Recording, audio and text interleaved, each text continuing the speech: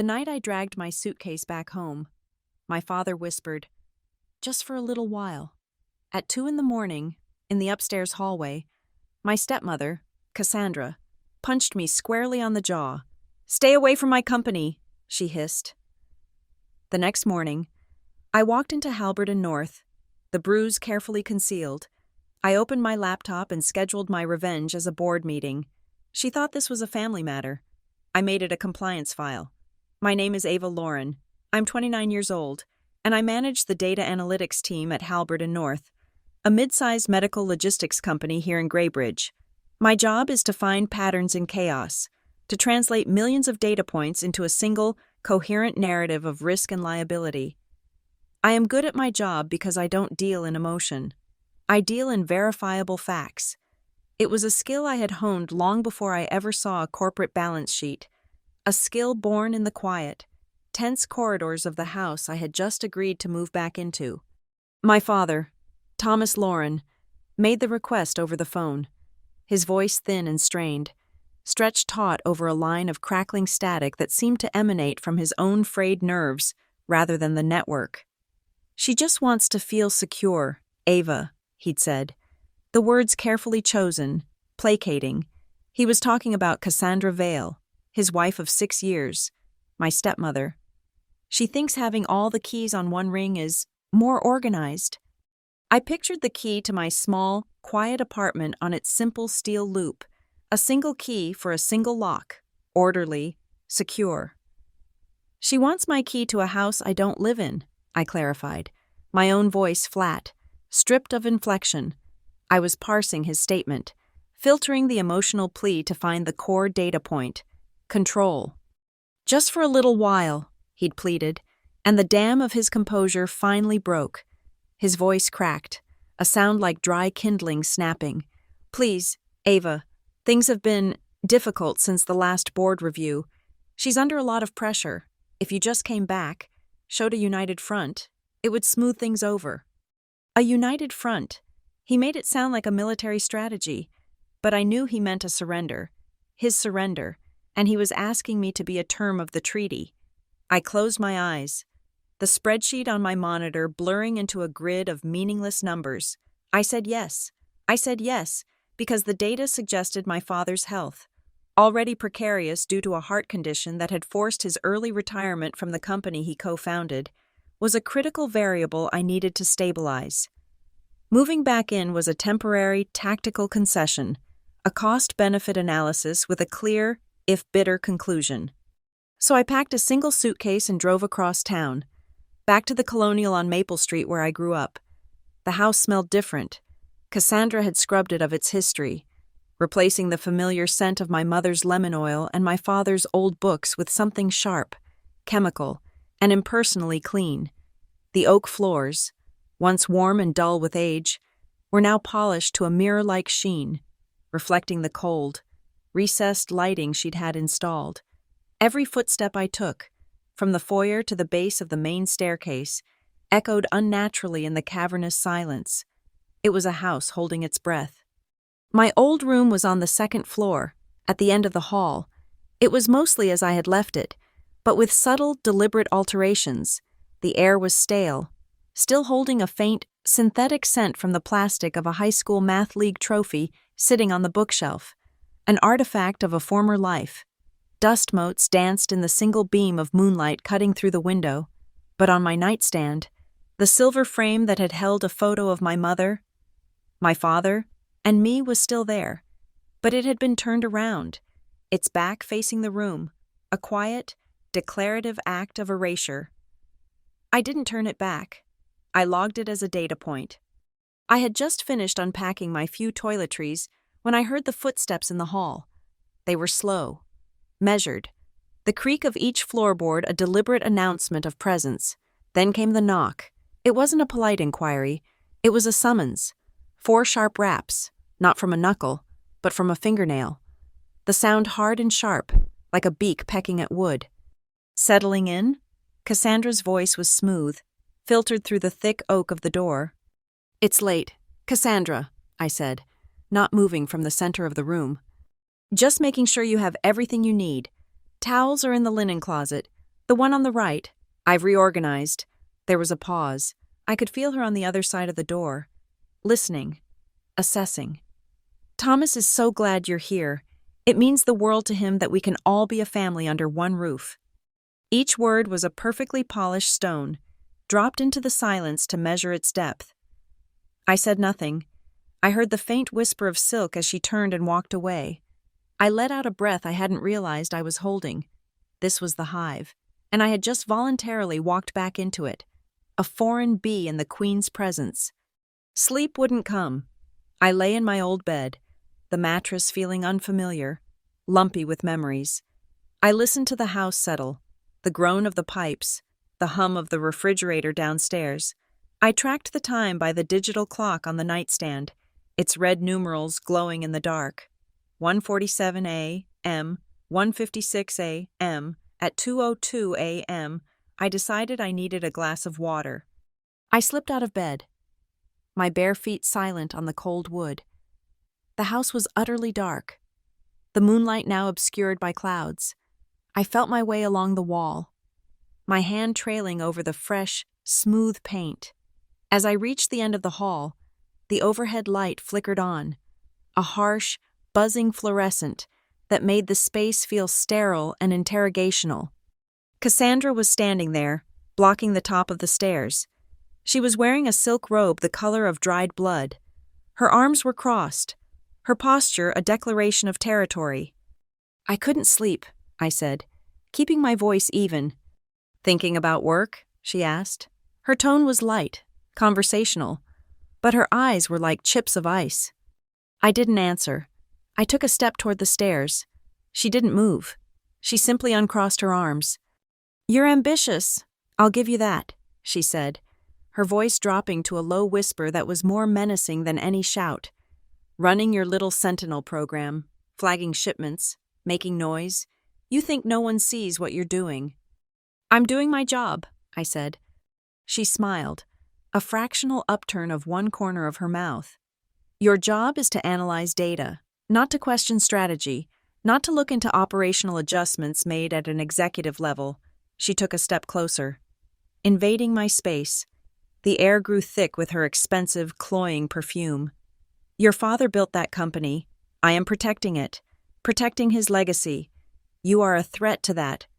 She reached out and grabbed my arm. Her grip was surprisingly strong, her long, manicured nails digging into my skin like talons. They were painted the same deep red as her robe. I could feel the sharp pressure of each individual nail. "Forget about the board seat, Ava," she hissed, her face inches from mine. "Forget about the promotion. Stay in your lane. Stick to your spreadsheets." And then she hit me. It wasn't a slap. It was a short, economical punch, delivered with the coiled efficiency of someone who had done it before. Her fist connected squarely with my jaw. The impact a stunning, bright explosion of pain. My head snapped to the side, my teeth clacking together hard. Stars erupted behind my eyes. My legs gave out and I slid down the wall. The new paint cool against my cheek. The world tilted, the buzzing of the overhead light seeming to grow louder, filling my ears. The metallic tang of blood filled my mouth. From the floor. I looked up at her. She stood over me, looking down not with anger, but with a cold, managerial satisfaction, as if she had just successfully neutralized a line item that was threatening her budget. She smoothed the front of her silk robe, turned without another word, and descended the stairs, vanishing into the darkness below. The hallway light flickered once, twice, and then went out, plunging me back into blackness. I didn't scream. I didn't cry. I remained on the floor, my cheek pressed against the wall, and took a slow, deliberate inventory, jaw throbbing with a deep, percussive ache, a split lip, bleeding freely into my mouth, 4 distinct crescent-shaped indentations on my forearm where her nails had been. I took a breath, then another. I counted them. In, out. Inhale for 4 seconds. Hold for 4. Exhale for 6. A calming technique for managing high-stress variables. My mind, detached and clinical, began to work, I cataloged the sensory data, the smell of fresh paint mixed with the iron scent of my own blood, the specific pattern of the wood grain on the floor beneath my fingertips, the exact time the light had gone out. My gaze drifted toward the front window at the far end of the hall. Through it, I could see the faint, steady red dot of the security camera mounted on my neighbor's front door. I knew its make and model. I knew its field of vision. I knew it recorded on a motion-activated loop. It would have captured the light in our hallway flicking on at 2:03 a.m. and off again at 2:05 a.m. A verifiable timestamp. Slowly, painfully, I pushed myself up, using the wall for support. I made my way back to my room, closing the door and locking it with a soft click. I didn't turn on the main light. Instead, I opened my closet and switched on the small, battery-powered bulb inside. In its weak yellow glow, I went to my suitcase and retrieved my phone. I angled my face to the light, turning my head until the nascent bruise along my jawline was clearly visible. It was already beginning to darken, a ugly purple-blue shadow blooming beneath the skin. I went into the small, attached bathroom and found the old wooden ruler my father kept in the medicine cabinet for some reason. I returned to the closet, holding the ruler flush against my skin. Next to the bruise, I took a series of high-resolution photographs. I captured the injury from multiple angles, ensuring the ruler's measurement markings were crisp and legible in each frame. A scale object for forensic analysis. I photographed the nail marks on my arm in the same meticulous manner. I checked the metadata on each photo to ensure the time, date, and GPS coordinates were embedded. Then I uploaded the files to a secure, encrypted cloud server, one I used for my most sensitive work projects. With the evidence preserved, I sat on the edge of the bed. My jaw ached. My body trembled with a delayed reaction surge of adrenaline, but my mind was calm. It was processing. It was classifying. The assault was not a random act of fury. It was a calculated message, a warning shot. She thought this was a domestic dispute, a messy family drama that would remain behind closed doors. My word against hers. She was wrong. She had made a critical error in judgment. She had mistaken me for my father. She had mistaken a personal attack for a personal matter. I picked up my phone again. I composed a new text message, addressed to myself, a memo for the record. It was short and precise. Reclassification. Event at 02:03 is not a family conflict. It is an unsanctioned act of physical intimidation against a corporate officer by a de facto executive. Reclassify from personal issue to governance risk. I hit send. I found an old ice pack in the back of the freezer in the ensuite bathroom, wrapped it in a hand towel, and returned to bed. I lay on my back, perfectly straight, staring up at the dark ceiling. I held the ice pack to my jaw, the cold a welcome, numbing shock. The pain was a physical input, a data point like any other. It was no longer an injury. It was now Exhibit A. A plan began to form in the cold, quiet clarity of my mind, its architecture as clean and logical as a database schema. Cassandra had started this in a hallway, in the dark, like a common bully. I would finish it in a boardroom, under the full, unforgiving light of corporate oversight. Halbert & North is a medical logistics company, on paper. Our mission is to ensure the timely and secure delivery of critical medical supplies. In practice, under the interim leadership of Cassandra Vale, it has become an institution dedicated to the art of rebranding. Problems are not problems. They are growth opportunities. Incompetence is not incompetence. It is a misalignment of core competencies. And fraud, I was beginning to suspect, was not fraud. It was strategic cost adjustment. Cassandra was the self-appointed chief financial officer, a temporary title she had held for 11 months with the permanence of a tenured dictator. She had a gift for terminology. She could take any ugly corporate truth and wrap it in the smooth, sterile language of a press release until it sounded not only palatable, but visionary. My function within this ecosystem is precise. I lead a small, 4-person data analytics team responsible for a proprietary software suite we call Sentinel. The name is my own small act of defiance. Sentinel is an algorithmic watchdog. It ingests millions of data points from our supply chain: shipping manifests, fuel costs, driver logs, warehouse inventories, client invoices, and flags anomalies that indicate potential loss, theft, or fraud. It assigns a risk score to every transaction, every vendor, every route. My team and I are the interpreters of its findings. We are the digital auditors, the quiet sentinels watching the flow of goods and money from behind a bank of monitors, in a company increasingly governed by obfuscation. My job is to provide clarity. This, I now understood, made me a systemic threat to Cassandra's vision. Her power was absolute, despite the interim in her title. She controlled the budgets. She approved the expenditures. She signed off on hiring and firing. She was the gatekeeper. Her signature move was the painful but necessary restructuring, a phrase she deployed with the solemnity of a surgeon announcing a terminal diagnosis. It was under this banner that, 6 months ago, she had dismantled the company's internal whistleblower protection program, the anonymous hotline, the independent review board. All of it was dissolved overnight. Her justification, delivered in a company-wide memo, was that it was a redundant operational expense and created unnecessary administrative friction. You don't need a whistleblower program, the memo implied. In a company that operates with perfect integrity, it was a masterful move, preemptively silencing dissent by declaring it obsolete.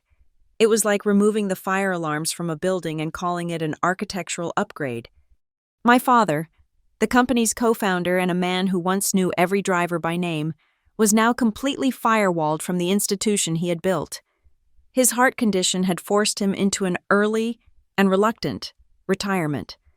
He retained his title of founder emeritus and a significant block of shares, but his access was purely ceremonial.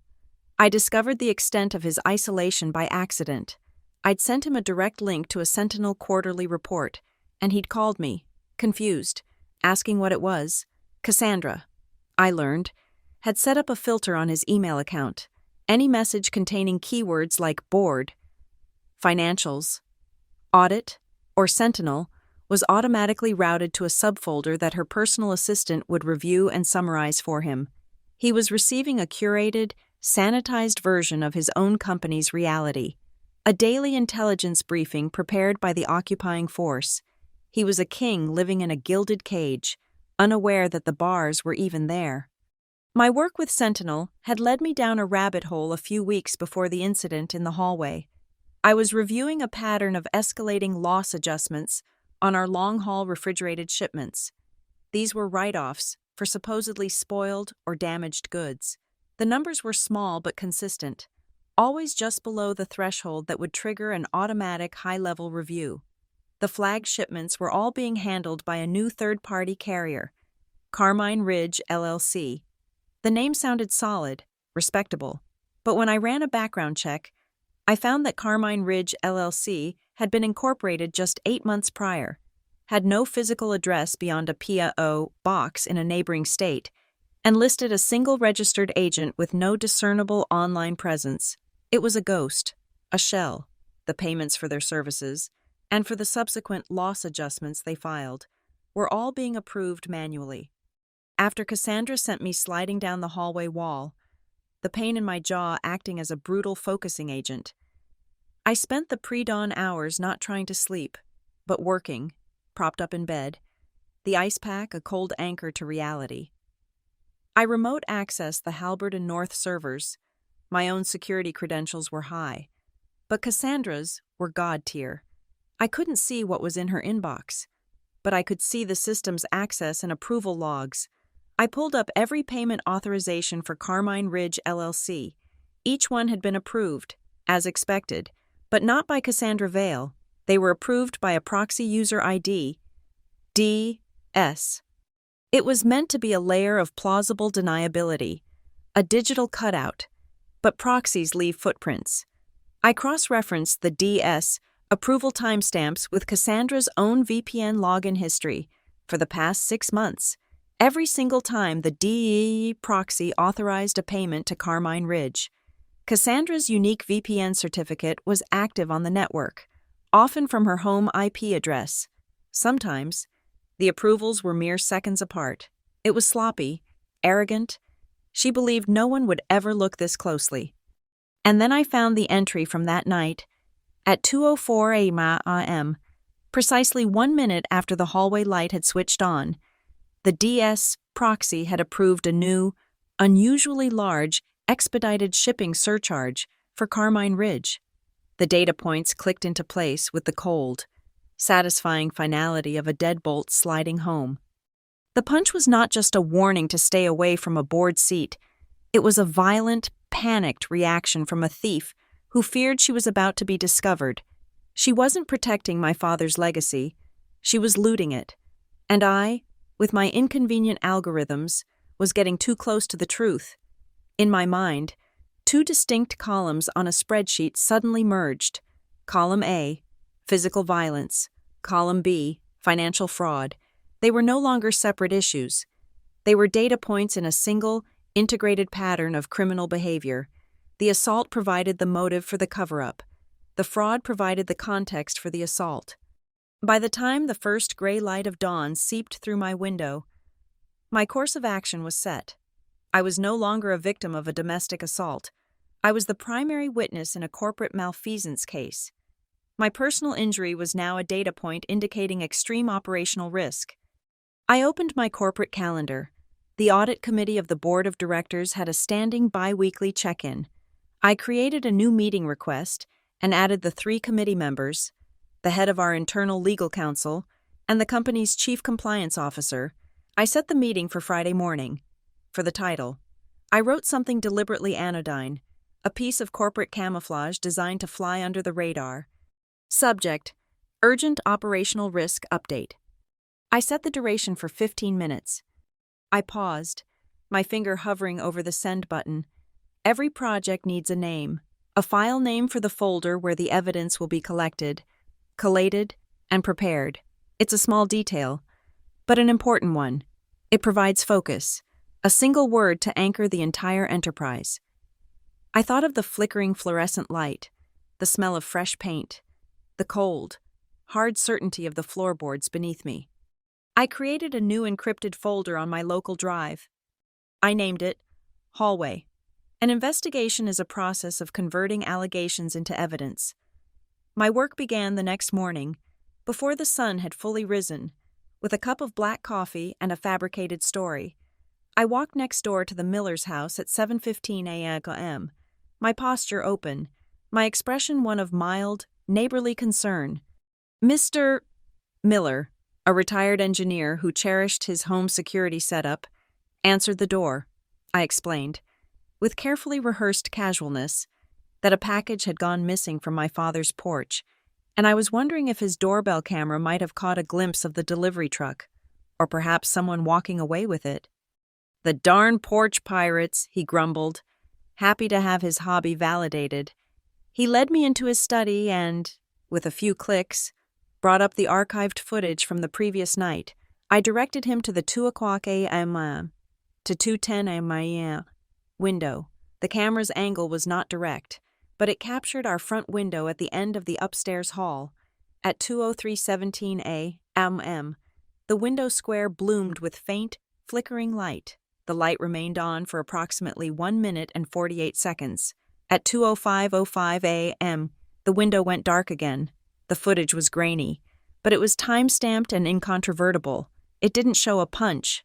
It didn't need to. It showed a time and a place. It corroborated my timeline. I thanked him profusely and asked if he could email me the clip, a request he was happy to fulfill. The file, Miller Doorbell, Ansero.mp4, was the first piece of evidence I dropped into the hallway folder. Back at my desk at Halbert and North, the bruise on my jaw hidden beneath a thick layer of concealer, my next step was to secure my own photographic evidence. My personal cloud server was safe, but for this, I needed something with an immutable, corporate-grade chain of custody. I partitioned a section of my team's worm drive. Write once, Read many. It's a storage medium used for archiving data that cannot be altered or deleted. Once written, the data is forensically permanent. I uploaded the high-resolution photos of my bruised jaw and the nail marks on my arm, each one taken with a ruler for scale. The original, unmodified EXIF metadata was preserved, embedding the exact time, date, and GPS coordinates of my father's house into the file itself. I had transformed a personal injury into a permanent, unalterable corporate record.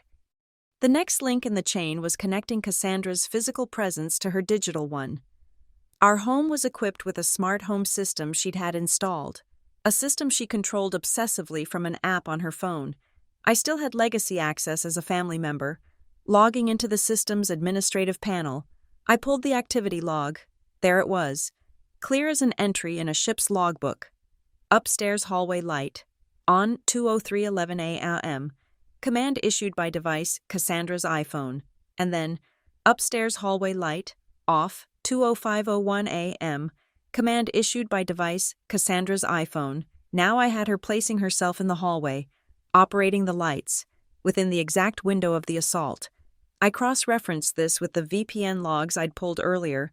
The approval for the Carmine Ridge surcharge, executed by the DS proxy at 2:04 a.m., had been routed through the same IP address assigned to her phone. She had beaten me, and then, in the immediate aftermath, from the same device and likely standing only feet away, she had committed fraud. With Cassandra's actions pinned down, I turned my full attention to the shell company, Carmine Ridge LLC. A search of state commerce filings and payment processor records eventually led me to their bank. A small regional institution. A corporate account had been opened there under the Carmine Ridge name. The application documents were digital. The primary contact listed was not a person, but an email address, Northwell, procurement at protonmail.com, a burner account, untraceable, on its own. However, our IT department keeps rolling 6-month snapshots of all employee hard drives for disaster recovery. It's a standard policy. I submitted a priority request to have the most recent drive image of Cassandra's executive assistant restored to a sandboxed virtual machine under my control. Citing a need to recover a critical, accidentally deleted vendor file for a Sentinel audit, the request was approved without question.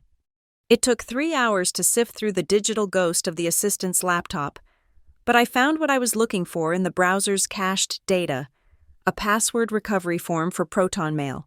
The recovery email address listed for the Northwell procurement account was the assistant's own personal Gmail, a breathtakingly stupid piece of operational security.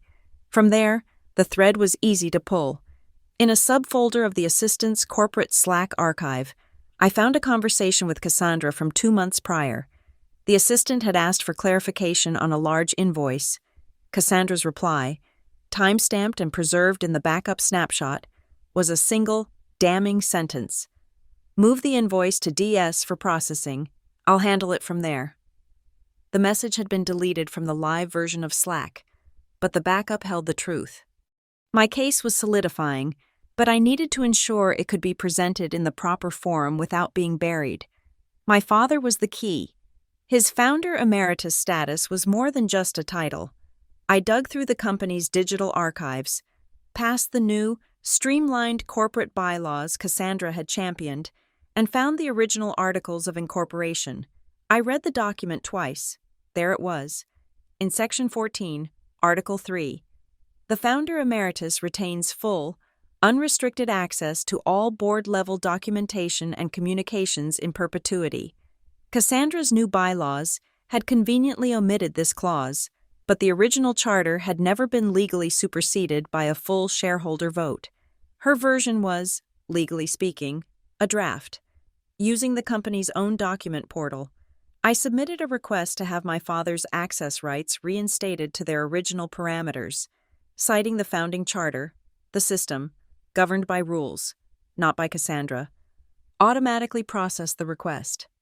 My father's information blockade was over. He wouldn't know it yet, but he was now my silent, powerful ally. The meeting was set for Friday. I knew Cassandra's first line of defense would be to use the company's internal legal counsel to dismiss my claims as a personal vendetta. I needed an impartial, authoritative voice in the room. I contacted an old acquaintance from business school, a man named Marcus Thorne, who was now a partner at a top law firm in the city, specializing in corporate governance. I called him and laid out a hypothetical. I didn't use names. I just described the data. He was silent for a moment, then let out a low whistle. I asked if he would be willing to attend a meeting. I sent an updated invitation to the audit committee, adding Marcus as an attendee. His affiliation on the calendar invite read, External Guest, Annual Compliance Training. It was a perfect Trojan horse. No one would question the presence of an outside counsel for a routine training session. The final phase was to assemble the package. I structured the hallway folder with disciplined precision, creating 3 subfolders, each representing a distinct vector of attack. The first was Layer Personal Assault.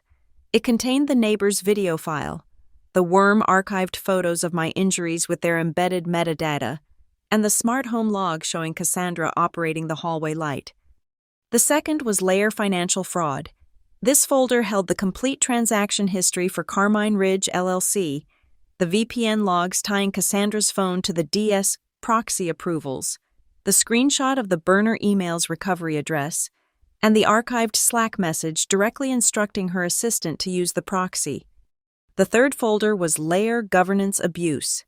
This contained a copy of the original corporate charter, highlighting Section 14.3, a log of the email filters placed on my father's account, and the memo Cassandra had circulated announcing the dissolution of the whistleblower program. Each file within these folders was meticulously renamed. The neighbor's video became Hallways 3 Timeline MP4. The photo of my jaw became Hallway Suck. Injury Scaled. JPG. The DS Approval Log became Hallway 0204. Approval DS VPN. Correlate CSV. Each piece of evidence was tied back to the moment it all began. My last action was to build an insurance policy, a dead man's switch. I wrote a simple script and embedded it within the permissions of the master hallway folder on my local machine. The script was tied to a single trigger. Any attempt to modify, delete, or change the access permissions of the folder or any file within it by any user other than myself. If that trigger was tripped, the script would execute a single, irreversible command. It would compress the entire hallway folder, encrypt it, and email it as an attachment to a single recipient. Sarah Jenkins, the lead investigative reporter at the Graybridge Ledger, a woman with a well-earned reputation for dismantling corporate corruption. The trap was set. The evidence was collated, sealed, and weaponized. Cassandra thought she had silenced me in a dark hallway with a single act of brute force. But she hadn't started a fight. She had initiated a data audit, and I was about to present my findings. To catch a predator, you don't charge at it head-on, you build a better trap.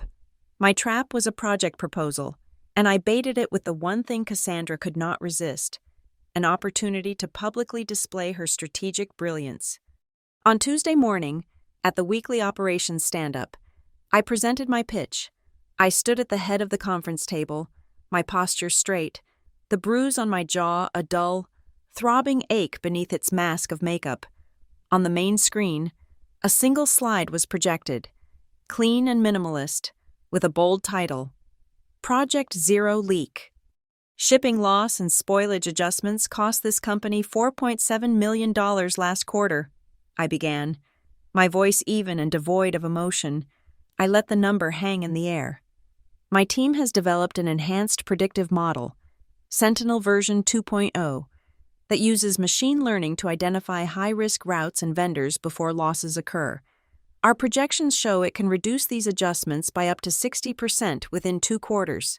The goal of Project Zero Leak is to fully integrate and deploy this new algorithm across our entire logistics network. I clicked to the next slide, a series of complex but elegant data visualizations showing projected savings. I was offering a solution, not an accusation.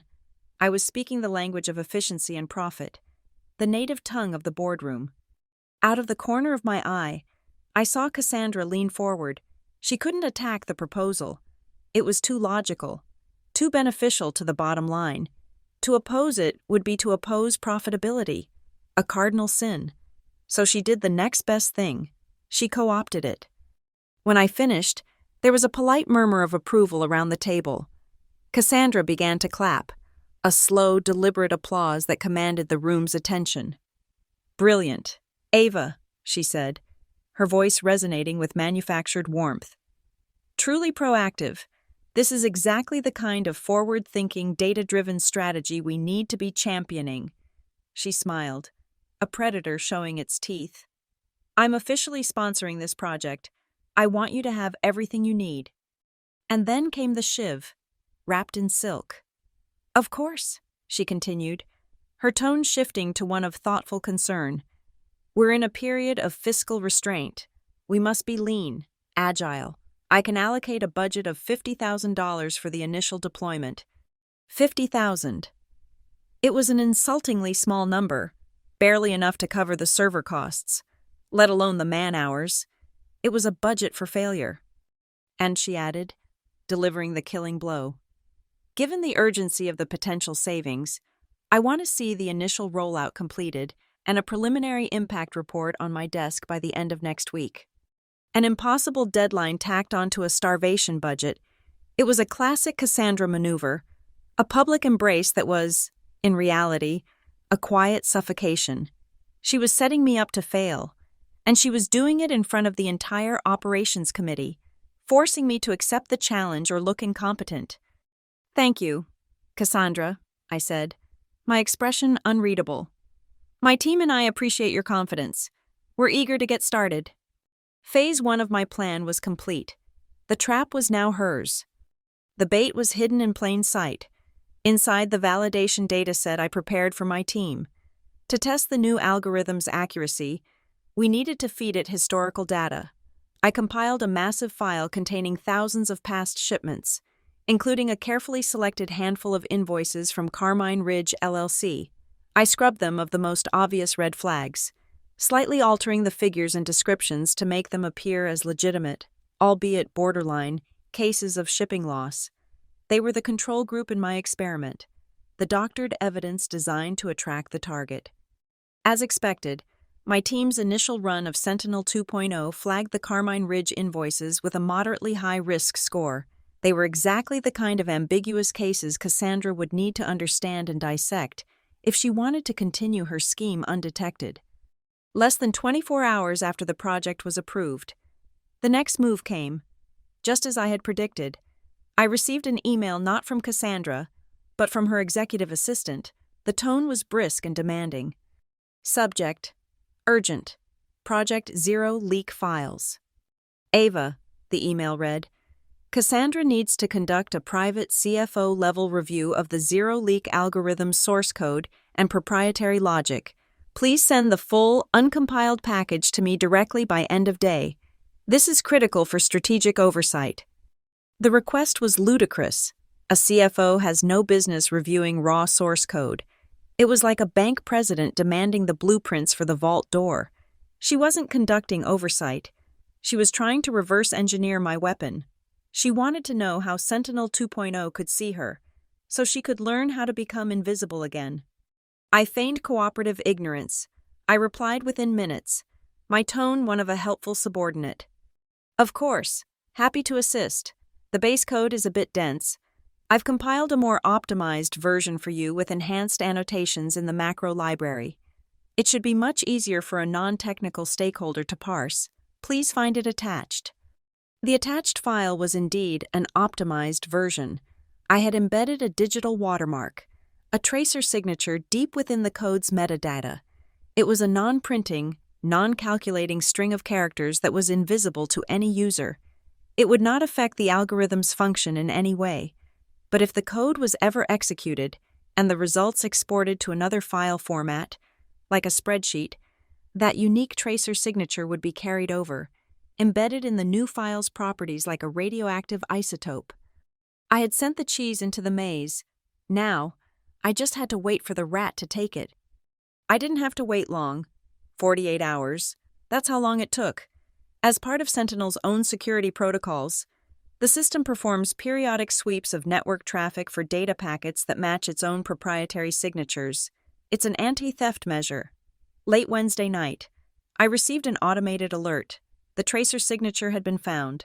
It was embedded in a simple Excel spreadsheet, a file named Vendor Analysis Q4.xlsx. The system had flagged the file as it was being uploaded as an attachment to an email, sent from a suspicious, heavily encrypted source. The sender's email address was Northwell, procurement@protonmail.com. The burner account. She had taken the algorithm, run my baited dataset through it, exported the results, and was now circulating her analysis through a ghost account. She was studying my methods, learning my defenses, and she had left her digital fingerprints all over the evidence. I now had irrefutable proof that the CFO was attempting to steal proprietary company technology and was using a clandestine email address to do it. With this confirmation, I launched the next phase of the attack. It was time to apply pressure, to make the cage smaller. On Thursday morning, I sent an email to the head of Human Resources. I CC'd the entire audit committee of the board. Subject: Supporting Project Zero Leaks Integrity. Dear Susan, I wrote, in light of the launch of Project Zero Leak, a new initiative sponsored by our CFO to eliminate supply chain fraud, it is imperative that we provide employees with a secure and confidential channel to report potential irregularities they may witness. The project's success depends on total data integrity, and a robust internal reporting mechanism is a key pillar of that. Could you please advise on the timeline for reinstating the company's formal whistleblower protection policy? As you know, it was suspended last year, and its absence represents a significant gap in our compliance framework for an initiative of this importance. It was a perfectly crafted corporate maneuver. I was using her own project as a justification to rebuild the very system she had torn down to protect herself. I had framed it not as an accusation, but as a supportive action. To deny the request would be to publicly admit that she didn't want employees reporting fraud, an untenable position. By copying the board, I had turned a simple HR request into a matter of official governance, forcing their hand. The response from Cassandra was almost instantaneous. It didn't come via email. It was a direct message on my corporate Slack, a digital whisper. Cassandra Vale, you're playing with fire. Ava. The threat was undisguised. The mask was off. I looked at the message, a cold calm settling over me. I typed my reply. Ava Lauren, fire needs oxygen. You're blocking the air vent. I hit send. A few minutes later, a new email popped into my inbox. It was from Arthur Vance, the chairman of the audit committee. He had clearly seen my email to HR and was now, understandably, confused. Subject: Supporting Project Zero Leaks Integrity. Ava, his message read, can you provide some context here? I wasn't aware the whistleblower policy was a prerequisite for your project. Let's not tie up HR on this unless it's mission critical. I smiled, a small, tight, genuine smile. He had walked right into the final setup. I clicked reply. Of course, Arthur, I believe it is mission critical. I can explain why in full. The 15 minutes I've scheduled with your committee tomorrow morning should be more than enough time. The invitation arrived via text message on Thursday afternoon, a missive from a foreign state proposing a temporary ceasefire. Cassandra, let's have a proper family dinner tonight, just the three of us. Time to clear the air. 7 p.m. Don't be late. It wasn't a request. It was a strategic redeployment. Clearing the air was her term for reestablishing dominance. I knew this dinner was not about peace. It was another front in the war. A change of venue from the hallway to the dining room. I accepted. It was an opportunity to gather intelligence. I arrived at 7 o'clock p.m. Exactly. The house was quiet, the air thick with the scent of roasting meat and something floral and aggressive. Cassandra had lit the long, tapered candles on the dining room table, their flames flickering nervously in the still air. The scene was a carefully constructed illusion of domestic tranquility. The heavy silverware gleamed against the dark wood. The wine, a deep, blood-red Cabernet, was already poured. Everything was perfect, except for the large, framed wedding photograph on the wall behind my father's chair. It was hanging almost imperceptibly crooked, a small, nagging error in an otherwise flawless presentation. It was the only honest thing in the room. My father looked tired, smaller than I remembered, lost in the high-backed chair at the head of the table. He offered me a weak, tremulous smile. Cassandra, by contrast, was radiant, a queen presiding over her court. She wore a simple black dress that made her look both elegant and severe. The dinner was a masterpiece of controlled tension. The conversation was a minefield of pleasantries. We talked about the weather. We talked about a new exhibit at the City Art Museum. We did not talk about work. We did not talk about the dark, blooming bruise on my jaw that no amount of concealer could fully hide. The only sounds that betrayed the underlying hostility were the sharp, percussive clicks of our knives and forks against the porcelain plates. Each scrape of a fork, each tap of a water glass was amplified in the silence, a coded conversation happening just beneath the surface of the words. It was after the plates had been cleared, as Cassandra was pouring more wine, that she made her move.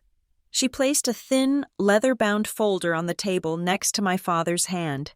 The gesture was casual, but the finality with which the folder landed on the polished wood felt like a gavel striking a block. "Thomas, darling," she began, her voice as smooth as the wine she was pouring.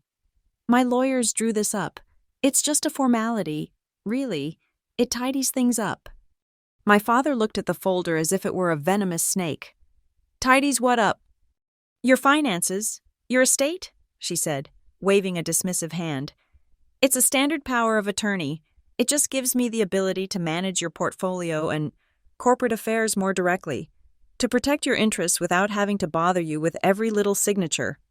She was lying. It was not a standard power of attorney. I could feel it. This was the endgame.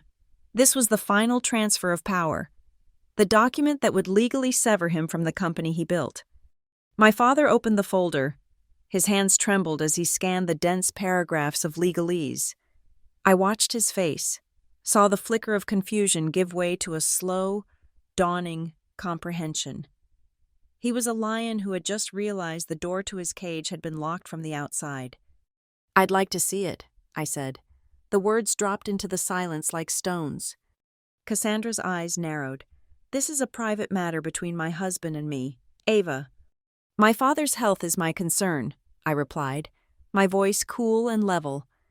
"I help him with his paperwork. I'd like to read what he's being asked to sign." I was framing my intervention as an act of daughterly care, a reasonable request. To refuse would make her look controlling, suspicious. She hesitated for a fraction of a second, then slid the folder across the table to me with a tight, brittle smile. "Of course." I scanned the pages. It was expertly drafted. A web of clauses and subclauses designed to irrevocably transfer all of my father's financial and corporate authority to her. And there it was, on the final page, a new, insidious clause I had never seen in his prior documents. It explicitly surrendered his right to vote his shares in any and all board matters. It would make her the sole, undisputed regent of his entire stake in Halbert and North. It was a corporate coup d'etat disguised as an estate plan. But my eyes were drawn to the bottom of the signature page. A power of attorney of this magnitude required 2 witnesses. The first signature was that of Cassandra's personal lawyer. The second belonged to a name I didn't recognize. But it wasn't the name that caught my attention. It was the ink, under the soft candlelight. The signature had a peculiar, flat sheen. It wasn't the indented, slightly varied line of a ballpoint pen on paper. It was the pixelated, perfectly uniform color of an inkjet printer. It was a high-resolution scan, a digital forgery printed directly onto the page, masquerading as a wet signature. I placed the document back on the table. I didn't point out the forgery. That was an argument she could deny. A battle of opinions. I needed a weapon that was undeniable. I took a slow sip of my wine. "This reminds me of a story," I said, my tone conversational, as if recalling a trivial anecdote. A case study I read about a few years ago. It was about a company, a tech firm, back in 2014. Their CFO was a real rising star, very ambitious, but she got caught falsifying performance bonus documentation, forged a supervisor's signature to approve her own payout. My father's head snapped up. Cassandra's hand, which had been resting on the table, curled into a fist. It never went to trial, of course, I continued, staring into my wine glass. The company didn't want the bad press. They settled it quietly, confidentially. The CFO resigned, signed a non-disclosure agreement, and moved on. It's amazing what can be buried, isn't it? A whole history, sealed away behind a single signature on a settlement agreement. A tremor ran through my father's hand as he reached for his water glass. Cassandra saw it. She reached out and placed her hand over his, her grip tight, her perfectly manicured nails pressing into his skin. A silent, physical threat, a reminder of her power. It was the same grip she'd used on my arm in the hallway. "You're telling ghost stories, Ava," Cassandra said, her voice a low growl. "This is about securing your father's future. I run this house, and I am trying to run his company in a way that protects him from people who would take advantage." As she spoke the words, "I run this house and the company," I let my gaze drift past her, to the dark rectangle of the dining room window. In the glass, I could see a faint, distorted reflection of the room, and in the distance, a tiny, pulsing pinprick of red light, the indicator from the miller's doorbell camera, faithfully recording. Before she could press my father further, I spoke again, my voice soft but clear. "I have a pen right here, Dad."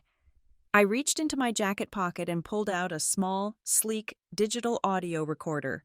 It was a high-fidelity device, legally permissible for recording any conversation in which I was an active participant. I had clipped it to the inside of my jacket, right over my heart. "I bought it for you," I said, directing my words to him but my meaning to her. "So you can record your thoughts, your memoirs. You know how she likes to control the narrative." I placed the recorder on the table. Then, I looked directly at Cassandra. The frightened, wounded daughter was gone. The data analyst was now in charge. I pushed the forged document back towards her. "I'm not signing that for you," I said, "but I would be happy to help you draft a different kind of contract, a founder protection agreement, something that ensures the person who built the company can't be legally erased from it." My father stared at the document, then at my face, then at Cassandra's. The fog of confusion in his eyes was clearing, replaced by a cold, hard anger. He slowly, deliberately, pulled his hand out from under Cassandra's. He picked up the expensive fountain pen she had placed beside the folder and set it back down, well away from the signature line. "I think," he said, his voice quiet but firm, "I need to call my own lawyer in the morning." Cassandra stared at him, her face a mask of disbelief. Then she threw her head back and laughed, a harsh, ugly sound that had no humor in it. It was the sound of shattering glass, but her eyes, her cold, calculating eyes, didn't laugh. They darted back and forth between my father and me, a flicker of something new in them. Not anger, not yet.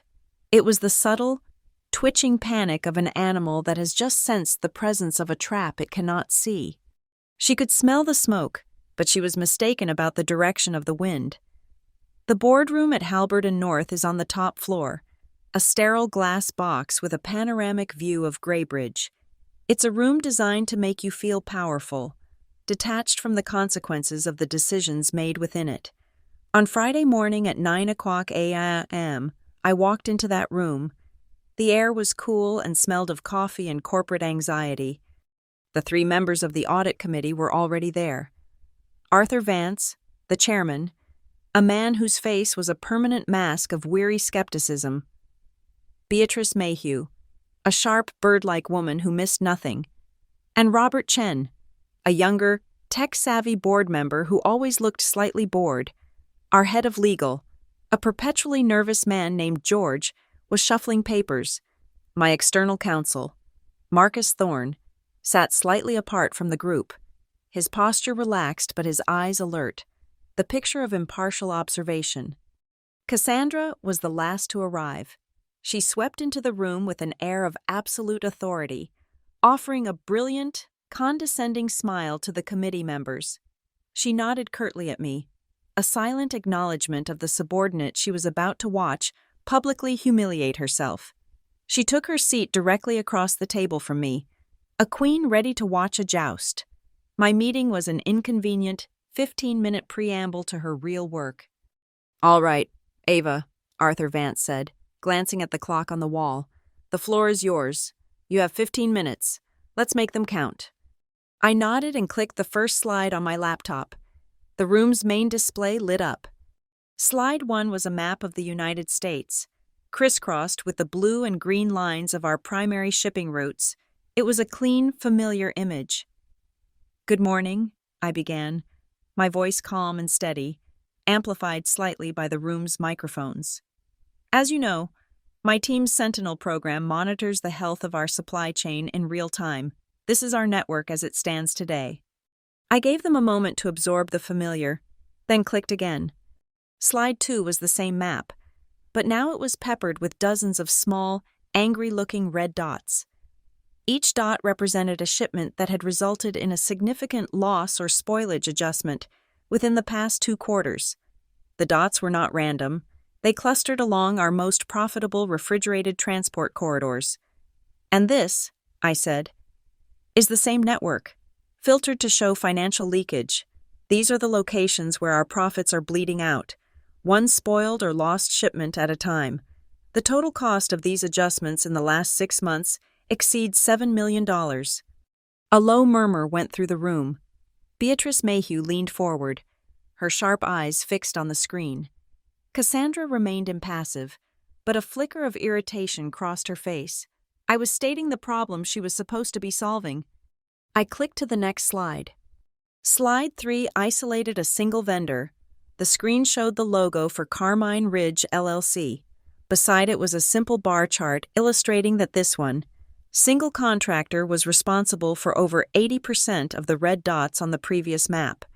A detailed analysis by Sentinel has identified a single third-party carrier as the primary nexus of these losses. I stated, Carmine Ridge LLC, a contractor onboarded 8 months ago, operating with no physical headquarters, and responsible for what is statistically the most inefficient and loss-prone performance in the history of this company. Cassandra cleared her throat. "A point of order, Mr. Chairman," she interjected, her voice smooth and reasonable. "While I appreciate Ava's diligence, this is an operational issue, not a board matter. I am already well aware of Carmine Ridge's performance issues and am in the process of rectifying the situation. This is a waste of the committee's valuable time." "I disagree," I said. Before Vance could respond, I clicked the remote. Slide 4 was my centerpiece. It was a stark, black-and-white screenshot. On the left was the metadata properties window of the watermarked algorithm I had sent to her assistant. The unique tracer signature was highlighted in yellow. On the right was the properties window for the vendor analysis CQ4.XLSX spreadsheet, recovered from the burner email traffic. The same tracer signature, my invisible fingerprint, was present, also highlighted in yellow. 2 nights ago, I explained, my voice dropping slightly, a proprietary, watermarked version of the Sentinel 2.0 source code was exfiltrated from our network. It was used to analyze a dataset, and the results were exported to this spreadsheet. The spreadsheet was then circulated via a clandestine, encrypted email account, Northwell Procurement, an account I have since traced back to the personal devices of our interim CFO's executive assistant. The room went completely, utterly silent. The only sound was the faint hum of the air conditioning. The members of the committee stared at the screen, the implication of the 2 matching strings of code sinking in. This was no longer an operational issue. This was industrial espionage. I did not mention the punch. I did not talk about the hallway. The violence was a private matter. The evidence of it was a corporate weapon, and the time to deploy it had not yet come. Instead, I let the silence stretch, forcing them to connect the dots. Then, I advanced to my final data point. I brought up a new screen, a simple timeline. It was a split view. The top half showed an entry from the Carmine Ridge payment ledger. Approval. Expedited shipping surcharge. 78-1500. Authorized by user. DS. Timestamp. 2:04:19 a.m. The bottom half showed the data log from the smart home system at my father's house. Upstairs hallway light. On. Timestamp. 2:03:11 a.m. This payment, the single largest one-time surcharge to Carmine Ridge to date, was approved at the same time that our interim CFO has placed herself, via digital logs, in a specific location. I said simply, I wasn't accusing her of anything. I was just presenting two pieces of data that happened to share a timestamp. Robert Chen, the auditor, finally spoke, breaking the spell. He leaned into his microphone. Ms. Lauren, he said, his voice sharp. Who is DS? I didn't answer him directly. I clicked to my last slide. It was a flowchart, an organizational map of our approval system's architecture. It showed Cassandra's top-level CFO credentials branching into a single, subordinate proxy account, an account with full authorization power, but with a different name. The name at the bottom of the chart was DS. The DS proxy is a firewalled user ID controlled directly by the CFO's office, I said, and a forensic analysis of the network logs shows that every time it has been used to approve a payment, the command has been routed through a VPN certificate assigned to a single device. I pointed to the bottom of the screen, where a unique digital identifier was displayed. The certificate assigned to Cassandra Vale's company-issued mobile phone. This is an outrage! Cassandra shot to her feet, her chair scraping loudly against the floor. The mask of calm composure was gone, replaced by a face contorted with fury. This is a slanderous, vindictive fabrication. This is a disgruntled employee using doctored data to attack me because I wouldn't recommend her for a promotion. The room erupted in a cacophony of voices. Arthur Vance was calling for order. George, the lawyer, looked like he was about to faint. It was Marcus Thorne who cut through the noise. He didn't raise his voice.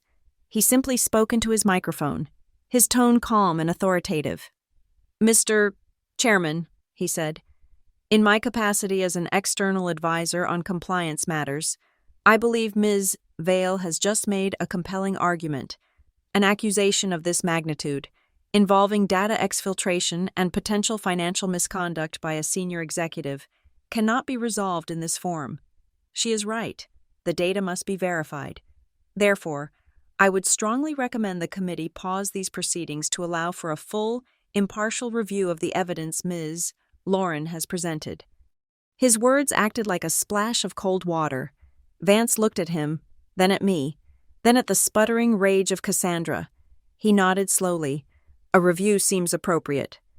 This was my moment, the final move.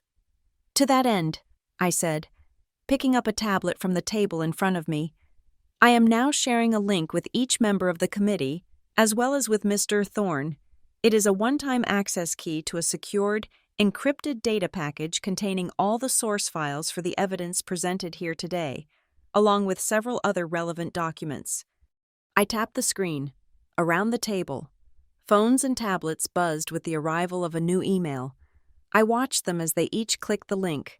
On my own tablet, a log file appeared, showing each of their names and the exact time they accessed the hallway folder. The chain of custody was now complete. The evidence was now in their hands. This is a conspiracy, Cassandra yelled, her voice verging on a shriek. I will not stand here and be subjected to this. Arthur Vance had heard enough. He picked up the small wooden gavel from the block in front of him and brought it down with a sharp, definitive crack. The sound echoed in the stunned silence. That's enough, he said, his voice low and cold. The authority of the interim CFO is hereby suspended, effective immediately. For a period of 30 days, this committee will form a special subcommittee, chaired by Mr. Chen and advised by Mr. Thorne, to conduct a full and immediate investigation into these allegations. This meeting is adjourned." No one moved. The words hung in the air. Suspended. Investigation. Cassandra stood frozen, her mouth slightly agape. She turned her head slowly and looked at me. The brilliant, confident smile she had worn when she walked into the room was gone, extinguished as completely and as suddenly as the light in a dark hallway. The immediate aftermath of the board meeting was not triumphant. It was a vacuum. The adrenaline receded, leaving behind a profound, humming quiet and the deep, throbbing ache in my jaw. I drove away from the office, not to my temporary room at my father's house, but aimlessly, the city streets blurring into a gray watercolor. Cassandra's suspension was a victory, but a temporary one, a 30-day reprieve. She was wounded, but a cornered animal is the most dangerous. She would use that time to shred my credibility, to poison the well, to rebrand my evidence as the fantasy of a scorned stepdaughter. She would fight back with lawyers and PR, weapons I could not match. My mind kept returning to my father, to the tremble in his hand as he'd held Cassandra's predatory legal document. He was the prize in this fight, the kingdom she was trying to conquer, and yet he was powerless, a figurehead from a bygone era, an era of handshakes and trust, an era before Cassandra. I thought of his habits, his quirks, the way he never quite trusted the digital world. He used to say, "If it's important, you keep a hard copy. You put it somewhere safe." His safe place had always been his car. It was a strange idiosyncrasy. While other men had a safe in their study, my father kept his most vital personal papers, the original deed to our house, my mother's will, his birth certificate, in an old, worn leather briefcase tucked away in the trunk of his Lincoln. A thought, faint at first, then sharp and clear, cut through my fatigue. The corporate bylaws. Cassandra's version was a sleek, digitally distributed PDF, but the original, the one my father and his partner had signed 30 years ago, where was the hard copy? I drove to the house. Cassandra's car was gone. My father was upstairs, resting. The doctor had said, I found his car keys on the hook in the kitchen, their familiar weight cool in my palm. In the garage, I opened the trunk of the old Lincoln. It smelled of leather and dust and faint. Lingering gasoline. There was a roadside emergency kit, a folded tartan blanket, and tucked in the back, the dark brown leather briefcase. I lifted it out and placed it on the garage floor, the brass latches clicking loudly in the silence as I opened them. Inside, beneath a sheaf of old tax returns and expired insurance policies, was a thick binder. The cover was embossed in gold leaf, the letters faded but still legible. Halberd and North, Inc., Articles of Incorporation and Corporate Charter, Year 1. I carried it into the house and sat at the kitchen table, the low afternoon sun slanting across the pages. I turned the thick, creamy paper, the text created by a typewriter, the signatures at the back written in bold, confident fountain pen. It felt like an artifact from another civilization. I scanned the table of contents, my finger tracing the lines until I found it. Section 14, Governance and Succession. I turned to the page, and there it was, the weapon I didn't know I had.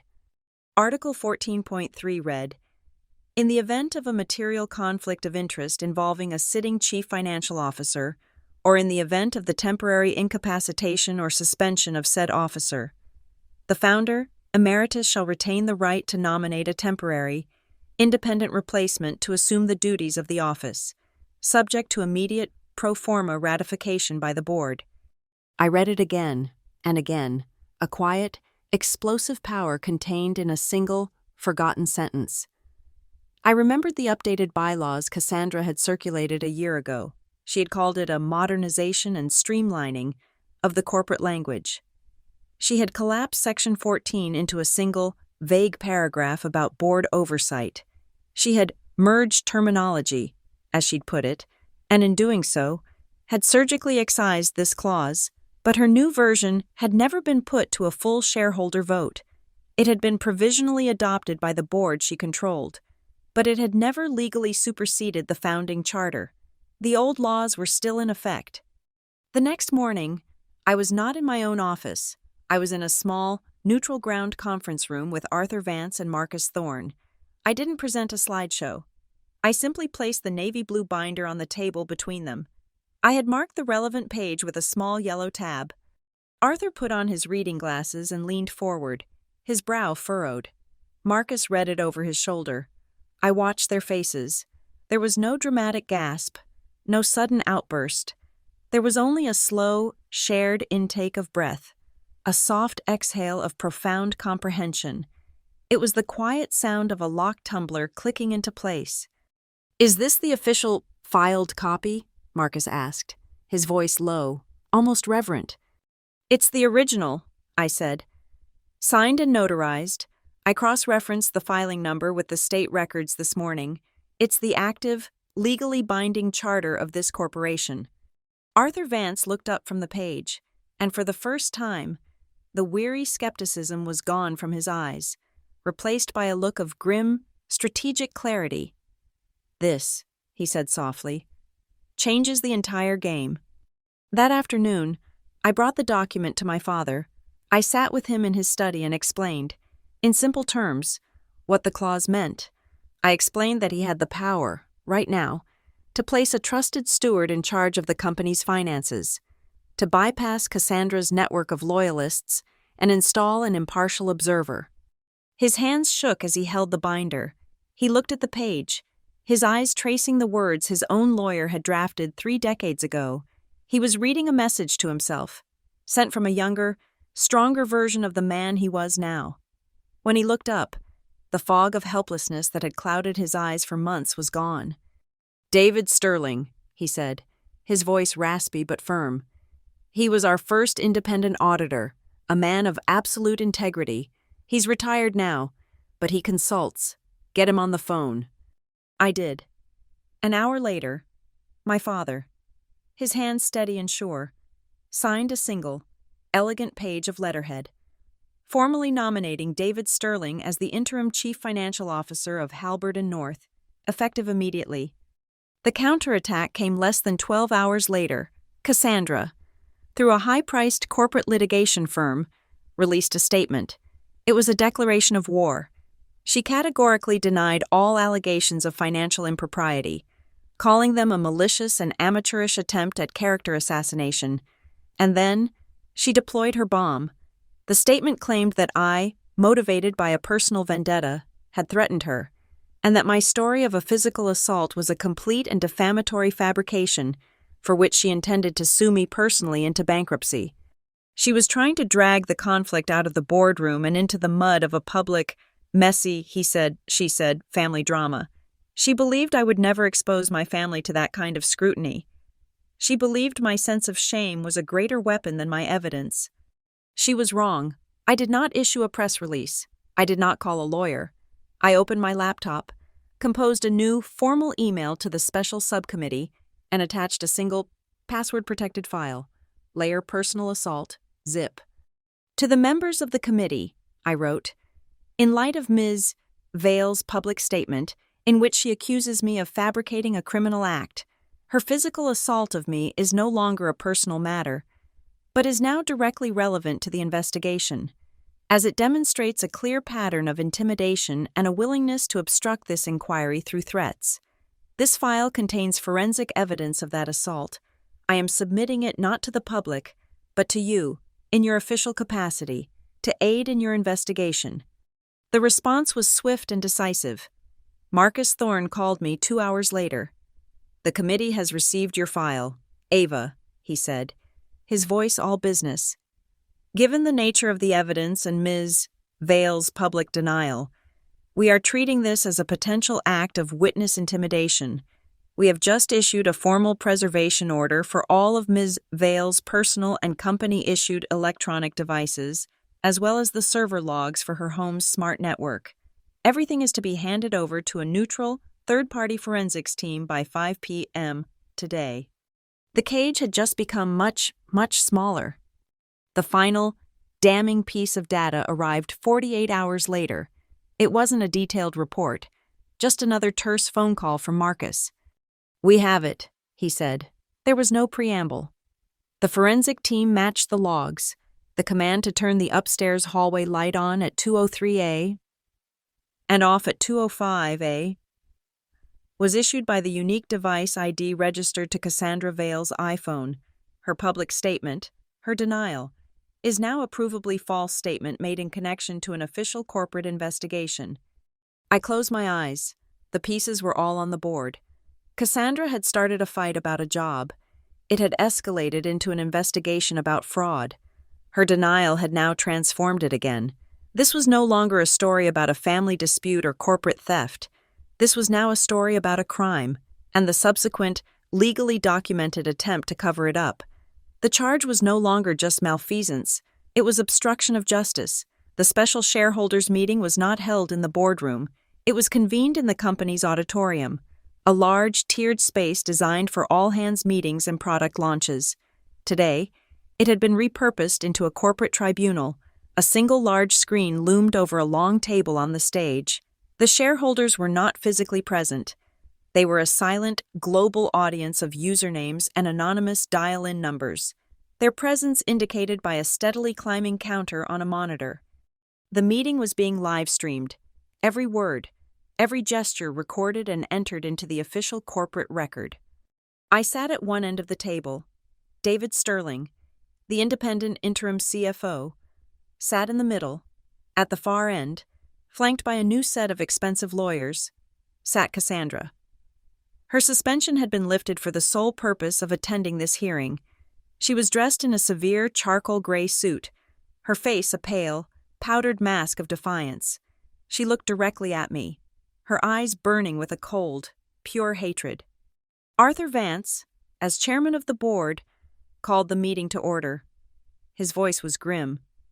This extraordinary meeting has been called to address the findings of the special subcommittee investigation into the conduct of the interim CFO, Ms. Cassandra Vale. We will begin with a presentation from the head of our data analytics team, Ms. Ava Lauren. I rose and walked to the podium. There was no music in my head, only a profound, crystalline silence. The project was entering its final execution phase. Good morning, I began. My name is Ava Lauren. For the past several weeks, my team has been deploying Sentinel version 2.0, a predictive analytics suite designed to identify and mitigate financial leakage in our supply chain. On the screen behind me, the map of our shipping routes appeared, littered with the red dots of financial loss. It was the same slide I had shown the committee, but now it was being presented to the company's true owners.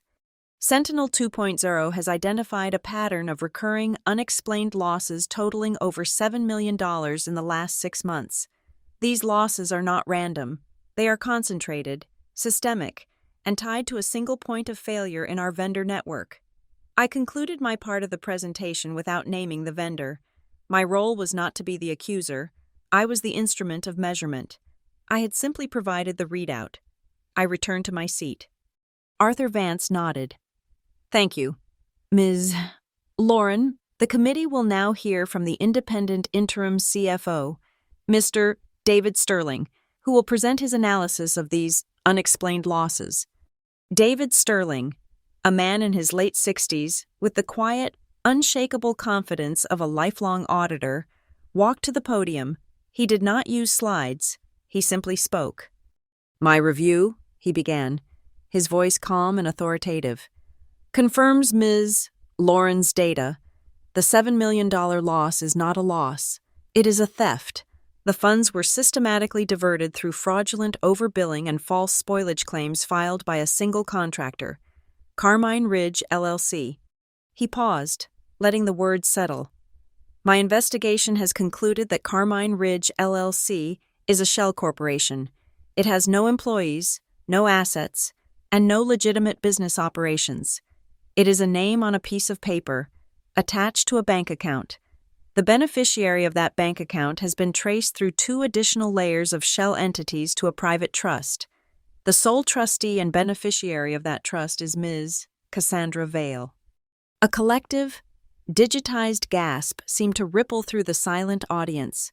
Cassandra sat rigid, unmoving, staring straight ahead. Thank you, Mr. Sterling, Vance said, his voice heavy. The committee has one final piece of evidence to consider.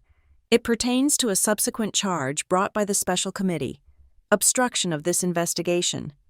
On the main screen, a video file appeared. It was the grainy black and white footage from the Miller's doorbell camera. There were no faces, only shadows and light. The footage was edited, showing only a 10-second clip. You could see the square of our upstairs hallway window abruptly fill with light. The timestamp at the bottom of the screen read 2:03:17 a.m. The clip ended. This footage, Vance explained, corroborates the timeline of an alleged act of physical intimidation against a key witness in this investigation, an act which Ms. Vale has publicly and formally denied ever took place. This denial is the basis for the obstruction charge. The committee is not here to rule on the assault itself. We are here to address the provably false statement made to obstruct our work. The footage shows. "I object," one of Cassandra's lawyers shouted, jumping to his feet. "This is prejudicial and irrelevant. You are attempting to introduce a sealed, personal matter into a corporate hearing." Vance did not even look at him. He looked at Marcus Thorne, who was seated in the front row. Marcus rose. "Mr. Chairman," he said, his voice carrying easily through the auditorium. "The evidence was submitted under seal to the special committee. It was forensically verified. Its admissibility as evidence pertaining to the charge of obstruction was reviewed by outside counsel and has been deemed directly relevant and appropriate for this hearing." "The objection is overruled," Vance said flatly. The lawyer sat down, his face flushed with anger. The chairman turned his gaze to me. "Ms. Lauren, as the individual who first brought these matters to the board's attention, do you have a final recommendation for the shareholders?" I stood up. I did not go to the podium. I stood at my place and spoke into the microphone on the table. I looked directly at Cassandra. "Yes, I do," I said. "I move for the immediate and permanent removal of Cassandra Vale from her position as interim chief financial officer and from any and all roles associated with this company, for cause. Furthermore, I move that the complete findings of the special subcommittee's investigation, including the forensic evidence of financial fraud and witness intimidation, be turned over to the Office of the District Attorney for criminal review." The silence that followed was absolute. I had not just asked for her to be fired, I had asked for her to be prosecuted. "The motion has been made," Vance announced. "We will now proceed to a vote. The resolution requires a simple majority of shareholder votes cast." On the screen, a timer appeared, counting down from 5 minutes as the institutional investors and proxy voters submitted their ballots electronically. I did not watch the screen. I watched Cassandra. She was a statue, her knuckles white where she gripped the edge of the table. The timer hit 0. For a moment, nothing happened. Then, the results flashed onto the screen. A simple pie chart. For 78%, against 22%. A wave of sound rippled through the virtual audience. The sound of hundreds of people unmuting their microphones at once, a digital roar of approval. The great, silent mass of the pension funds and the institutional holders, the ones who never made a sound, had voted with the audit, they had voted with the math. Cassandra stared at the screen, her expression of defiance finally crumbling into one of raw, animal disbelief. It was over. She had lost. She stood up so violently that her chair tipped over. Crashing to the floor behind her, she grabbed the microphone from the table in front of her. "You will all regret this," she snarled, her voice a ragged, venomous hiss that echoed through the auditorium. "Every single one of you." She threw the microphone down. It hit the table with a loud bang. Feedback screaming through the speakers. 2 uniformed security guards, who had been standing discreetly by the wings of the stage, moved forward. They did not touch her. They simply flanked her, their presence a quiet, immovable wall. "Ms. Vale," one of them said, his voice polite but firm. "This way, please." They guided her not toward the main entrance, but toward a small, unmarked door at the back of the stage. One of the guards opened it. A bright, clinical shaft of light from the service hallway beyond spilled onto the stage, silhouetting her for a moment, Then she was gone, and the door clicked shut behind her. I stood perfectly still, watching the door. I did not feel a surge of triumph. I did not feel satisfaction. I felt quiet. The complex, all-consuming project that had filled every waking moment of my life for the past week was finished. The final variable had been neutralized. Deep in the back of my mind, a single, bright, burning light that had been on for days, finally, mercifully, switched off. The work after the war is quiet. It is the work of clearing rubble, of sweeping up glass, of taking down the temporary fortifications. The resolution was not a single, triumphant moment, but a series of small, deliberate, and quiet actions. It was the process of decontaminating the future.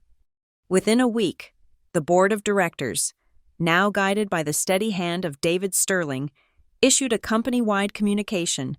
It was a masterpiece of corporate prose, admitting no direct wrongdoing but announcing a clear and decisive change in direction. The memo outlined a strategic realignment of vendor protocols and internal governance. The contract with Carmine Ridge LLC was terminated, effective immediately. A full, independent audit of all third-party logistics contractors was underway, and citing a renewed commitment to transparency and employee empowerment, the internal whistleblower protection program was being reinstated, expanded, and placed under the direct oversight of the audit committee. Cassandra's name was not mentioned. It didn't need to be. Her policies were being systematically dismantled and erased, her legacy reduced to a series of corrective actions. My own future at the company was the subject of a meeting with Arthur Vance. We met not in the main boardroom, but in his smaller private office. He offered me the position of interim CFO. It was the logical conclusion, the spoils of a successfully prosecuted corporate war. "The board has full confidence in you, Ava," he said, his tone one of respectful finality. "You've proven your loyalty and your acumen. The job is yours, if you want it." I had anticipated the offer. I had already prepared my response. "Thank you, Arthur," I said. "I'm honored, but I have to decline." He looked surprised. "May I ask why?" "This is a significant opportunity. My value to this company is not in a corner office," I explained. "It's in the data. The Sentinel program is an early warning system. It's the company's immune system, and an immune system cannot be effective if it is controlled by the very executive functions it is designed to monitor. It needs to be independent." I slid a single-page proposal across his desk. It was a request to restructure my team. I wasn't asking for a promotion. I was asking for a firewall. The proposal recommended that the Data Analytics and Risk Forensics team, the new name for the Sentinel Group, be formally removed from the CFO's operational hierarchy and be repositioned as an independent unit, reporting directly to the audit committee. We would become the permanent, impartial watchdogs. Arthur read the page, a slow smile spreading across his face. "You don't want the power," he said, a note of wonder in his voice. "You want the oversight." "I want the integrity of the system to be secure," I corrected him. "I do my best work in front of the data, not in front of a balance sheet. David Sterling is the right man to be CFO. I'm the right person to make sure we never need an investigation like this again." My proposal was approved by the end of the day. That weekend, I addressed the contamination at home. The first task was to liberate my father. I sat with him in his study and guided him as he logged into his own founder's email account for the first time in years without a filter. I showed him the rules Cassandra had created, the long list of keywords that had diverted his correspondence into a hidden folder. With a single click, we deleted them all. His inbox, for the first time in years, was his own. It was a quiet, profound act of restoration. He didn't say much, but I saw the tension in his shoulders release. A weight I hadn't even fully appreciated was there until it was gone. My final act was to move out. I hired a locksmith and had all the external locks on the house changed.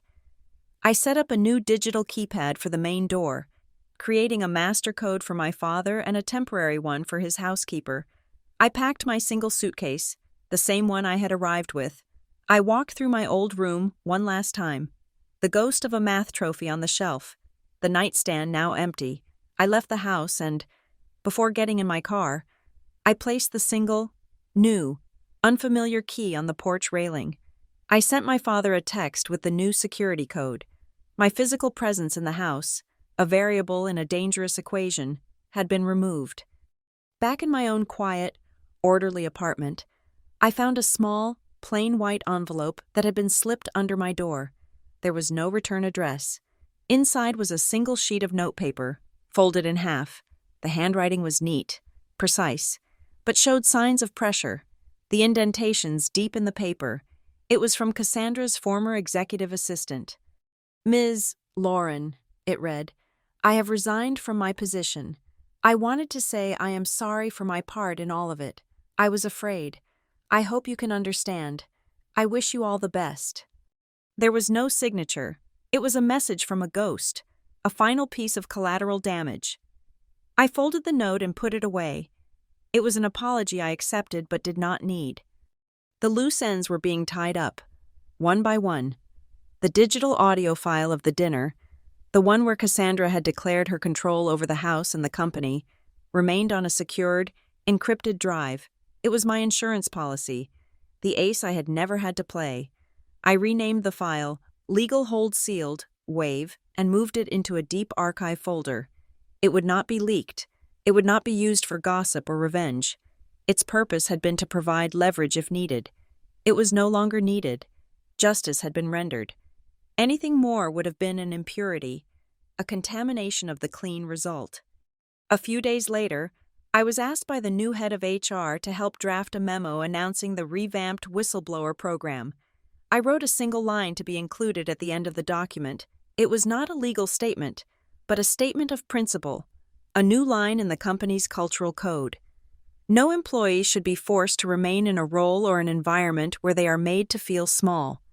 In the mirror that morning, I examined the bruise on my jaw. The deep purples and angry blues had faded. It was now a sickly, blotchy yellow, the color of old paper. It was the final stage of healing, the last visible trace of the trauma. It looked like a chart in steep decline after a successful intervention, the visual representation of a problem being resolved and fading from the system. That night, for the first time in what felt like a lifetime, I slept. The sleep was deep, dreamless, and profound. Sometime in the middle of the night, a car passed by on the street outside my apartment, its headlights briefly flashing across my bedroom wall. A sudden, unexpected flicker of light in the darkness. I didn't even stir. A month later, the autumn air had turned crisp, carrying the scent of wood smoke and damp leaves. My father and I sat on the back porch of his house, a place we hadn't shared in years. We didn't speak of the calls his lawyer had been fielding from the district attorney's office, the quiet, methodical process of a criminal investigation spooling out in the background of our lives. We didn't need to. We spoke of the migrating birds, of the garden's final, stubborn tomatoes, of the comfortable, mundane things that fill the spaces once occupied by crisis.